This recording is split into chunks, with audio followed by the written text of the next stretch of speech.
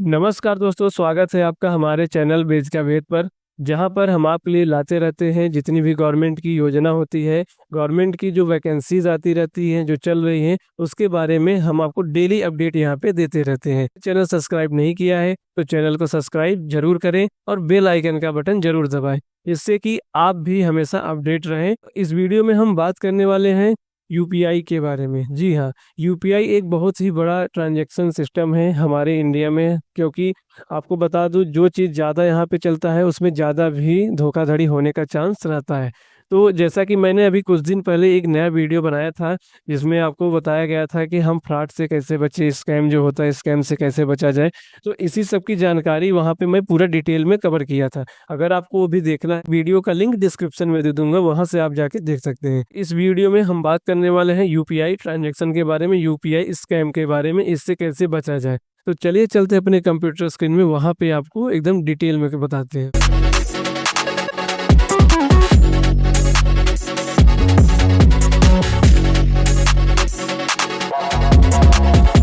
तो जैसा कि दोस्तों हम बात कर रहे थे यूपीआई के बारे में, आपको बता दूं कि आज हम यूपीआई पे डिस्कस करने वाले हैं। वीडियो थोड़ा सा लेंदी हो सकता है, लेकिन आपको यहाँ पे कंप्लीट इन्फॉर्मेशन दिया जाएगा। अगर आप भी यूपीआई यूजर्स हैं तो आपके लिए यह वीडियो बहुत ही महत्वपूर्ण होने वाला है, और वीडियो को पूरा देखिएगा, स्किप मत कीजिएगा, क्योंकि ये बहुत ही बढ़िया इन्फॉर्मेशन आपके लिए लाई गई है, ताकि आप कभी भी इस फ्रॉड से बच सकें, स्कैम आपके साथ न हो सके। तो यूपीआई में हम आज इसका पोस्टमार्टम करेंगे, पूरी एकदम डिटेल में कवर करेंगे क्या हो सकता है, कैसे कैसे प्रॉब्लम हो सकते हैं, कैसे के हो रहे हैं लोगों के साथ। अगर हो भी गया तो उसके लिए भी मैं आपको यहाँ पे समस्या का निदान बताऊंगा कि आपका अगर यूपीआई फ्रॉड हो गया तो उसके लिए शिकायत कहाँ पे करेंगे, और अगर हम शिकायत करना चाहें तो कैसे करेंगे, पूरी जानकारी आपको यहाँ पे देने वाले हैं। तो आगे हम बात करते हैं यूपीआई फ्रॉड क्या है, कैसे होता है। तो सबसे पहले अब हम अगर यूपीआई पे आ ही चुके हैं तो इसका हम शुरुआत से देख लें कि कहाँ से क्या हुआ था, कैसे हुआ था। 2019 में जब हमारा नोट बंद हो गया था तो उस समय ये यूपीआई ट्रांजैक्शन की प्रक्रिया बहुत तेज चली थी, ये बहुत सिस्टम बहुत तेज चला था, जिसके वजह से 2022 से पहले देश में हर सेकंड में 2348 यूपीआई ट्रांजैक्शन होते थे, और अब करीब 58% बढ़कर हर सेकंड 3729 हो गए हैं। देश में करीब 35 करोड़ यूपीआई यूजर्स हैं। हमारे जो भारत है इसमें आपको 35 करोड़ यूपीआई यूजर्स मिलेंगे। इसमें अकेले यूपी में करीब 5 करोड़ यूजर्स हैं।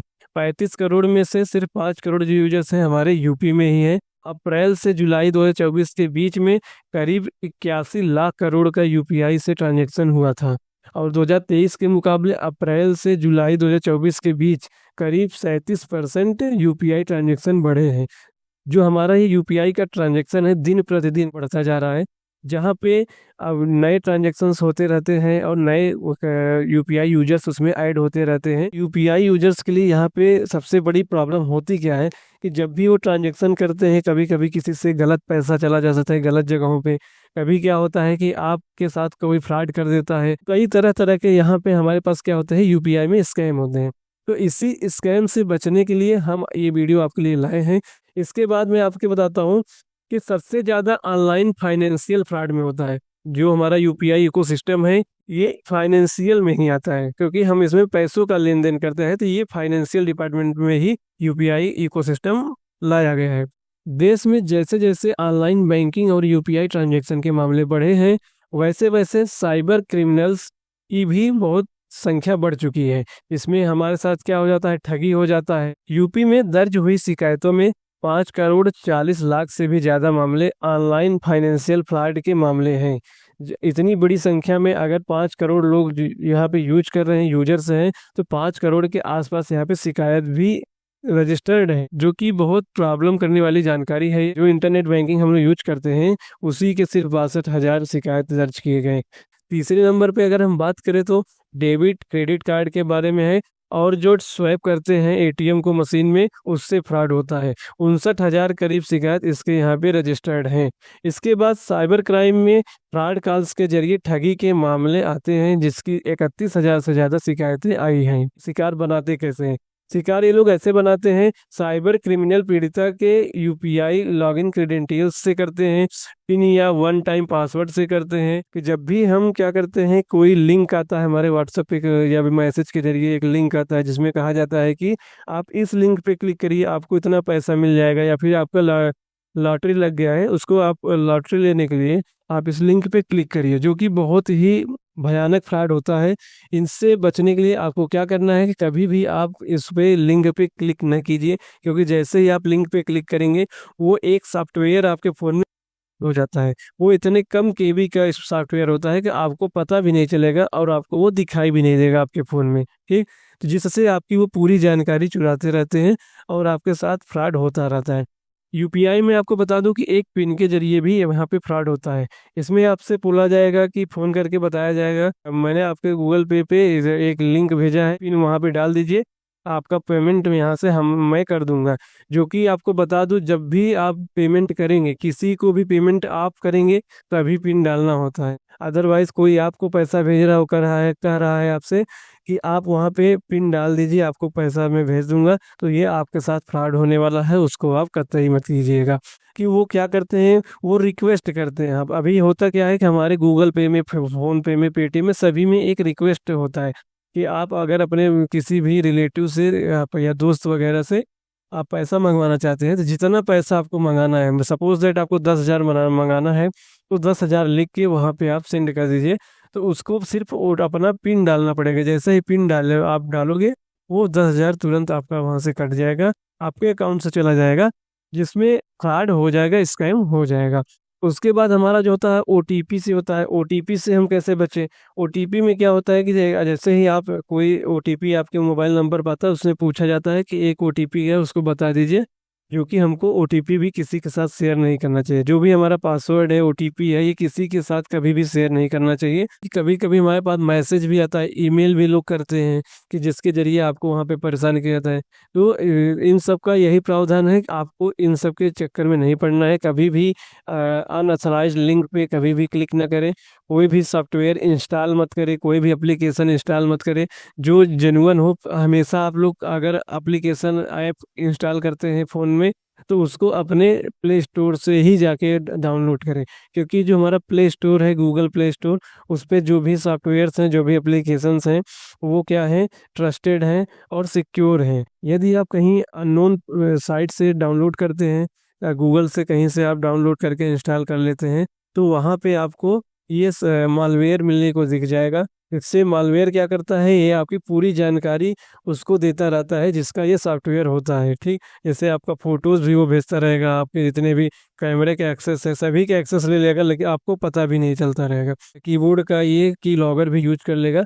कीबोर्ड को जैसे आप जो भी पिन यहाँ पे एंटर करते हैं, सपोज दैट 1 2 3 4 5 या फिर ABCD कुछ भी आप वहाँ पे टाइप करते हैं, ये जो टाइप करते हैं इसको भी इस अपने की लॉगर के थ्रू एक होता है, सिस्टम होता है की लॉगर, जिसके थ्रू इसको भी एक्सेस कर लेगा और वहाँ पे आपको कुछ जो प्रॉब्लम्स होती हैं वो क्रिएट करेंगे बहुत ज़्यादा।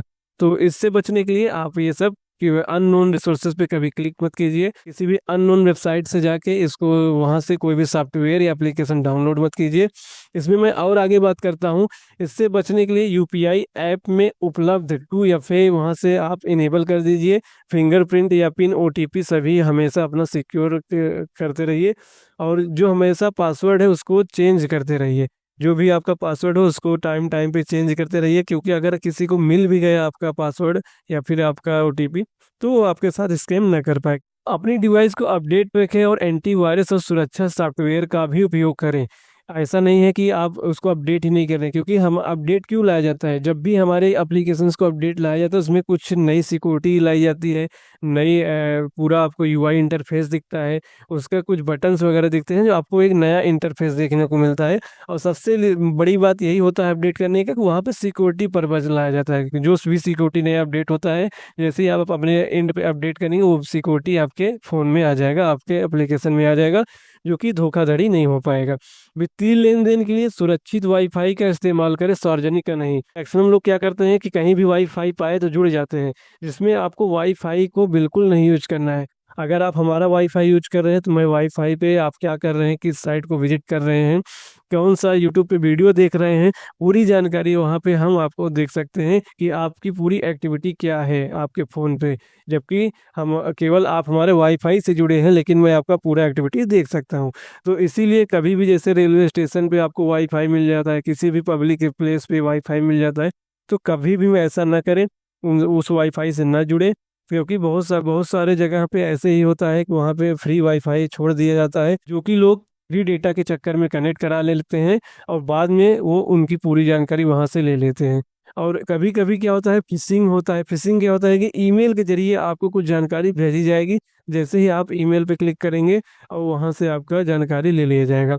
इसके बाद हम आपको बता देते हैं कि अगर आपके साथ यूपीआई फ्रॉड हो गया है तो उससे कैसे बचेंगे, कैसे उसको शिकायत करेंगे, कहाँ पे करना पड़ेगा। ये बहुत ही अभाव जानकारी रहता है सभी को, जो कि बहुत प्रॉब्लम होता है। स्कैम हो जाता है लेकिन वो लोग अब शिकायत नहीं कर पाते हैं, उसके खिलाफ एक्शन नहीं ले पाते हैं। तो इसमें आपको हम एक बढ़िया तरीका बता रहा हूँ, इसमें करके भी दिखाऊंगा कि आपको कैसे किया जाएगा। ठीक, तो जब भी आपके साथ कभी भी यूपीआई फाइनेंशियल फ्रॉड हो, कहीं ट्रांजैक्शन कर रहे हैं किसी पर्सन को, वो दूसरे पर्सन को चला गया, गलत ट्रांजैक्शन हो गया, या फिर आपके साथ धोखाधड़ी हो गया है, स्कैम हो गया है, कुछ भी हो गया है, तो उसके लिए हम शिकायत कहाँ पे करेंगे। सबसे पहले यहाँ यूपीआई रॉन्ग ट्रांजैक्शन कंप्लेंट ऐसे गूगल पे लिखेंगे।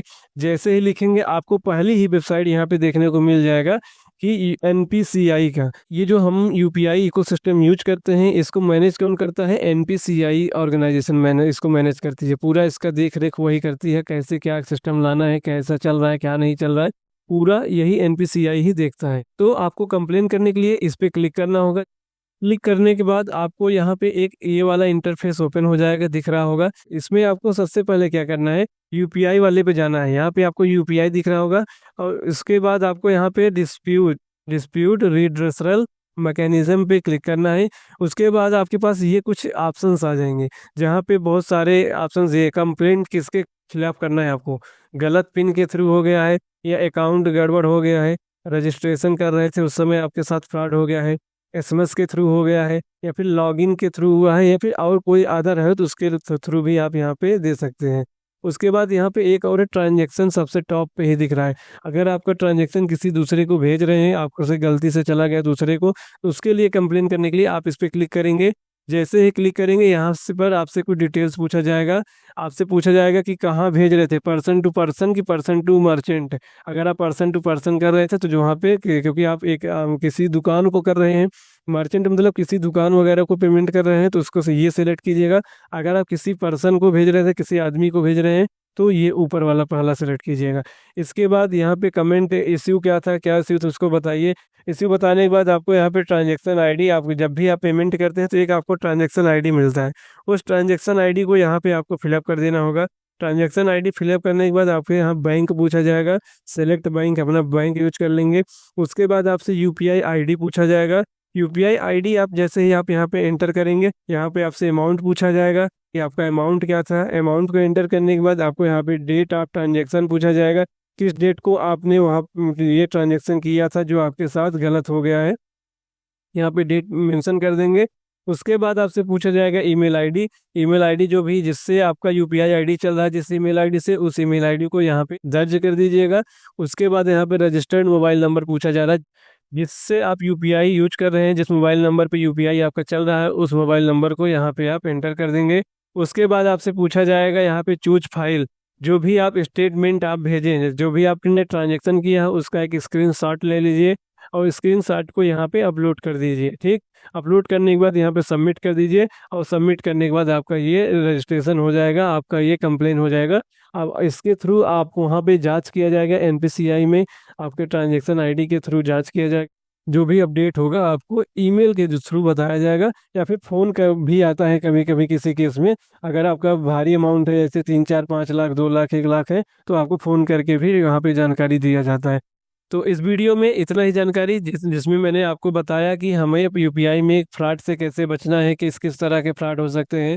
अब फ्रॉड हो गया है तो हम उसको कैसे, कहाँ पे शिकायत करेंगे, उन सभी के लिए आपको यहाँ पे शिकायत के लिए मैं आपको बता दिया हूँ कैसे करना होगा। आई होप वीडियो आपको अच्छा लगा होगा। ऐसे ही और जानकारी के लिए हमारे चैनल को सब्सक्राइब करना ना भूलें और बेल आइकन को ज़रूर दबाएं, ताकि आप भी हमेशा इंफॉर्मेशन से जुड़े रहें, आपको अपडेट मिलती रहे। अपने दोस्तों के साथ ज़रूर शेयर कीजिएगा। मिलते हैं एक नए वीडियो में, तब तक के लिए जय हिंद।